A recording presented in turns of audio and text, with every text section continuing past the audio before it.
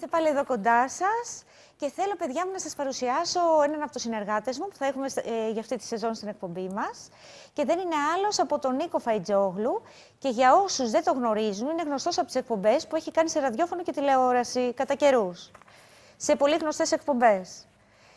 Νίκο μου, καλώς μας ήρθες. Σε ευχαριστώ πολύ για τα καλά σου λόγια. Όντως, έχω βγει σε κάποιες εκπομπές. Ξέρω τα καλύτερα για σένα, από φίλους και συνεργάτες. Ευχαριστώ πάρα πολύ. Υπερβολές. Η αλήθεια, πάντα η αλήθεια. Απλούστατα, εδώ στη συγκεκριμένη εκπομπή θέλω να κάνουμε κάτι ασυνήθιστο, μια καινοτομία για τα ελληνικά δεδομένα. Βεβαίως. Βεβαίως. Εγώ μαζί σου. Λοιπόν, θέλω να ξεκινήσω να σε ρωτήσω κάτι. Βεβαίως. Αν θέλεις να μου πεις γιατί αποφάσισες να πεις στο αστρολογικό κομμάτι της εκπομπής αστρολογικές απιστίες. Ναι. Είναι πιο πικάντικο. Συνήθως ο κόσμος έχει συνηθίσει να ακούει καθημερινές προβλέψεις ή τις προβλέψεις εβδομάδας που λέμε κτλ. Με αποτέλεσμα να έχει γίνει κάπως κοινότοπο αυτό. Έχει καταντήσει γραφικό, ας το πούμε. Δηλαδή θα μας πεις ποια ζώδια είναι τα πιο άπιστα. Όχι, όχι. Λοιπόν, Ποια κάνουν ζουζουνιές. Όχι, καμία σχέση. υπάρχει ένα πλανητικό σημείο το οποίο λέγεται Λίλιθ. Η κοινά η μαύρη σελήνη. Επειδή ούτε εγώ γνωρίζω τι είναι. Ναι. Πιστεύω ότι ο περισσότερος κόσμος δεν το γνωρίζει τι είναι αυτή η Λίλιθ. Ή αλλιώς, όπως είπες, η μαύρη σελήνη. Ναι. Στην αστρολογία θες να μας εξηγήσεις τι είναι ακριβώς και πώς επιδρά σε κάθε άνθρωπο στον αστρολογικό του χάρτη. Ναι. Έχει να κάνει με την ερωτική πλευρά του ατόμου.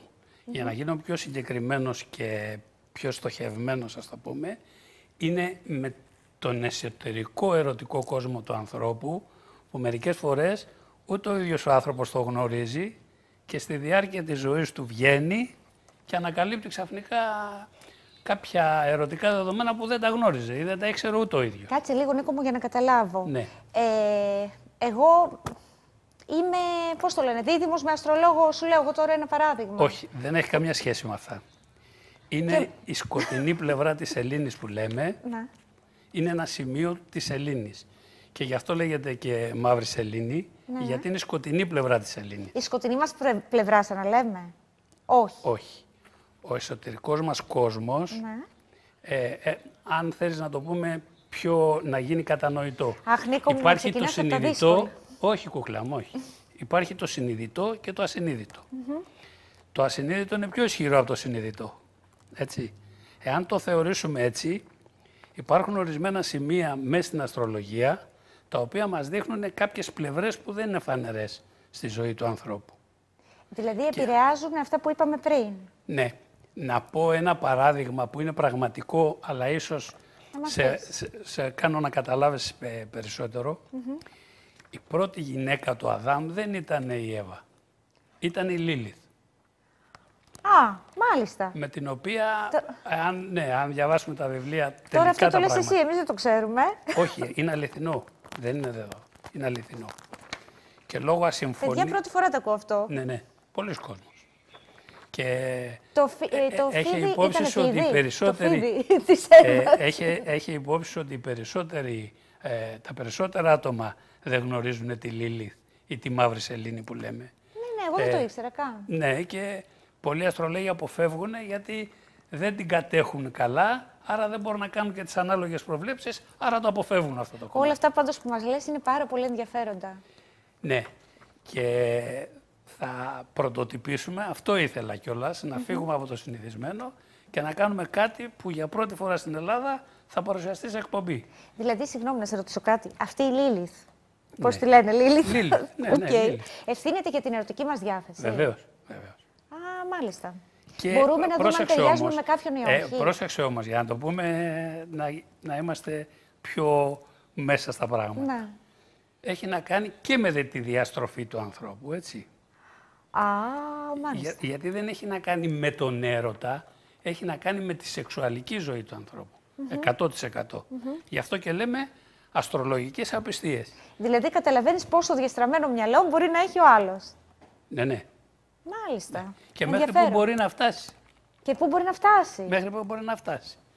Εάν πάρουμε, ας πούμε, σαν παράδειγμα που ακούμε κατά καιρούς κάποιους ανθρώπους οι οποίοι κάνουν πράγματα που είναι έξω από το φυσιολογικό, έχουν έντονα επηρεασμένη τη Λίλιθ τη συγκεκριμένη χρονική περίοδο ή τη συγκεκριμένη χρονική στιγμή. Φαντάσου λοιπόν πόσο σημαντικό είναι να κάνουμε τέτοιου είδους προβλέψεις που δεν τις κάνει κανείς. Πάρα πολύ σημαντικό και δεν το κάνει κανένας. Δεν έχω ακούσει κάποιον να το κάνει. Όχι. Αυτό θα γίνει για πρώτη φορά στην Ελλάδα. Πολύ ωραία και σε έχω εγώ. Είμαι εγώ η ευνοημένη δηλαδή και το κοινό μας. Ακριβώς. Να σε ρωτήσω. Η Λίλιθ, λοιπόν, έτσι και έχουμε πάρα πολύ καιρό να κάνουμε σεξ. Ναι. Πώς επιδράει η Λίλιθ στη ζωή μας? Τι έπαθε η Λίλιθ και δεν κάνουμε σεξ, αυτό εννοώ. Ναι. Είναι αυτό που λέμε αστρολογικά, μπορεί να χτυπιέται αρνητικά. Την έχει ακούσει η Λίλιθ. Ναι. Μπορεί να χτυπιέται αρνητικά και να μας δημιουργεί πρόβλημα. Δηλαδή, μπορεί να είναι η σεξουαλική μας πλευρά, αλλά μπορεί να χτυπιέται από κάποιους πλανήτες κακούς. Ποιος τολμάει και μας χτυπάει τη Λίλιθ? Μπορεί να χτυπάει αρνητικά σε κάποιες στιγμές και να μην έχουμε την ερωτική διάθεση που θα έπρεπε να έχουμε. Γιατί δεν μ' αρέσει Πάμε αυτό. πιο βαθιά, έτσι. Παιδιά μου, εγώ έχω πάντα ερωτική διάθεση. Ναι. Τι συμβαίνει με τη Λίλιθ?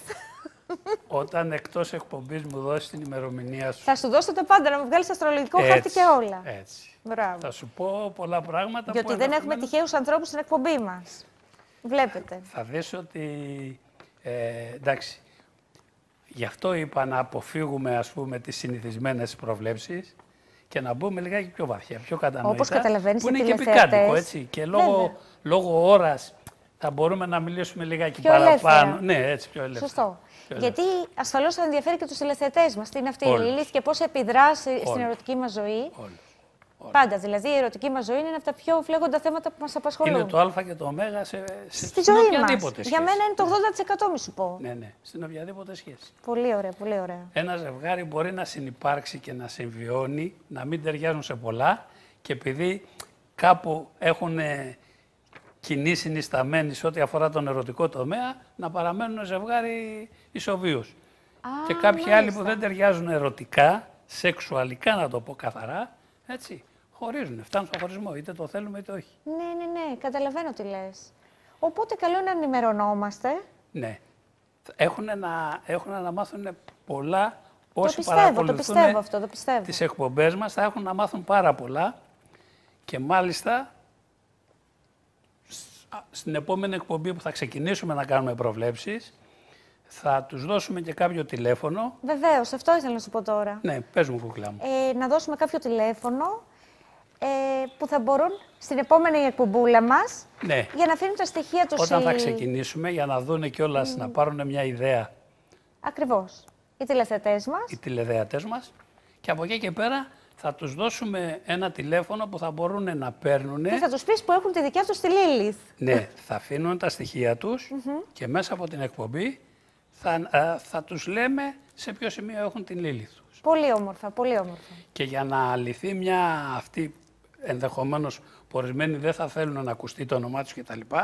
Το όνομα δεν μας ενδιαφέρει ούτως ή άλλως. Μπορεί να δώσουν ένα ψεύτικο όνομα.